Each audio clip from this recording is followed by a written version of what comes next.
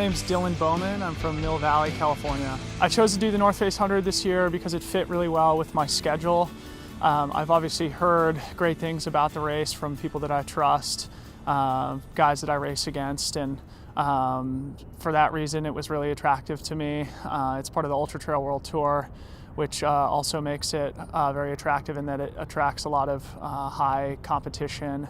And the timing, like I said, worked out well. I've always wanted to travel to this part of the world, and this is my first time here, so it just made a lot of sense. My name is Tuckey. I'm from Asquith in Sydney. It's the first proper ultra I did this back in 2012, and it seems to be a race that suits me. It's the biggest one in Australia, really, for as far as it's a race everyone seems to step up to and try and do well at. So I think it's the most competitive ultra, and I've done pretty well the last 3 years, sort of getting better and better. So yeah, hopefully get one step better this year.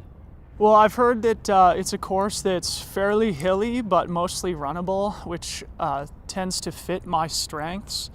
And I've heard, obviously, that there's a lot of stairs. That's kind of what everybody's warned me as I've been training for it. And luckily, I do live in a place where I can train appropriately for that, because a lot of our trails do have some stairs built into them. So I've been doing my best to prepare for that. But yeah, lots of runnable fire roads, so I've been doing that in my training as well. And yeah, the fact that the race ends with a long climb, I think is particularly challenging, so I've been trying to duplicate that in training as well. Yeah, it was good. Sort of getting so close to the front last year. There's a couple of ways to look at it, I guess. At the time, the race went so well for me, and I fought sort of all the way to that last sprint, basically. So I didn't try, and I was never going to wait for a sprint finish in that race. So I did my running before the end. So, I was happy with the way I went. But yeah, the main thing I think is just knowing that I can win it, I guess, being that close to winning already. So yeah, it's fired me up, and definitely keen to come back this year. It's really pretty nervous at the start of the race. So just want to get the race started, just get out there through the first sort of 10 Ks and settle in, and then really from there I find the race just to see how it unfolds. There's always people going faster and people hanging back, and just like to see the way people approach the race and sort of just see what happens. My plan for race day is just to run smart, and I'll go out conservatively. 100 Ks is a long day.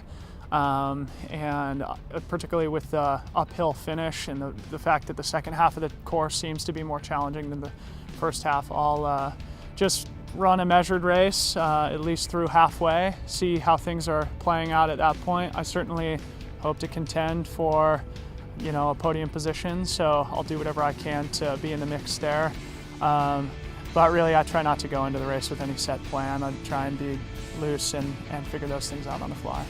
Yeah, there's plenty of rivalries, I think. Especially in Australia, it's a pretty small scene, so you tend to train with a lot of guys and race them pretty often as well. So, yeah, there's no. I don't think there's any harsh rivalries, but it's always good if you see someone at the end of the race that you especially want to beat them that little bit more.